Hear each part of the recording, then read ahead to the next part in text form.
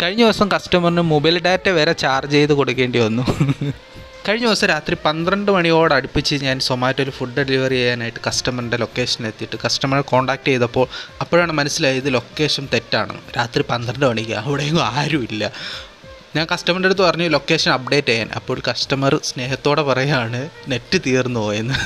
Hello, കേൾക്കുന്നുണ്ടോ? Update ആയാ?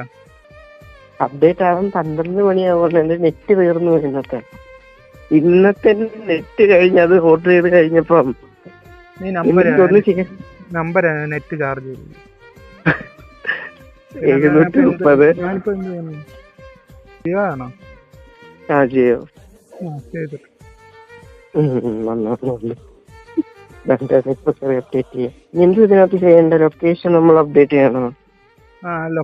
പിന്നെ ചാറ്റ് ഉണ്ടല്ലോ, ചാറ്റില് പിന്നെ ലൊക്കേഷൻ നമുക്ക് സെൻഡ് ചെയ്യാൻ പറ്റും. Deliver to your car. എന്റെ ചാറ്റ് ഉണ്ട്. തരാം, ഷെയർ ലൊക്കേഷൻ. ഇങ്ങനെയൊക്കെയാണ് ഗൈസ് രാത്രി, പ്രത്യേകിച്ച് രാത്രി ഓരോ ഫുഡും ഡെലിവർ ചെയ്യുന്നത്. ചിലർക്ക് നല്ല ടാസ്ക്കാണ്. പക്ഷേ കസ്റ്റമർ നമുക്ക് റീചാർജ് ചെയ്തതിൻ്റെ പൈസയും 20 രൂപ ടിപ്പും തന്നിട്ടുണ്ടായിരുന്നു. ഇതേപോലെ വെറൈറ്റി എക്സ്പീരിയൻസ് ഒരുപാട് സംഭവിച്ചിട്ടുണ്ട്. വേണമെങ്കിൽ അതൊക്കെ ഇടയ്ക്കിടയ്ക്ക് നമ്മൾ വീഡിയോയിൽ ഇങ്ങനെ പറയാം. നിങ്ങൾക്ക് സൊമാറ്റോയിലെ സ്വിഗ്ഗിയിലൊക്കെ രാത്രി ഡെലിവറി ചെയ്യാൻ പോകുമ്പോൾ ഇതേപോലെ വെറൈറ്റി എക്സ്പീരിയൻസ് കിട്ടിയിട്ടുണ്ടെങ്കിൽ അതൊന്ന് കമൻറ്റ് ചെയ്യണേ.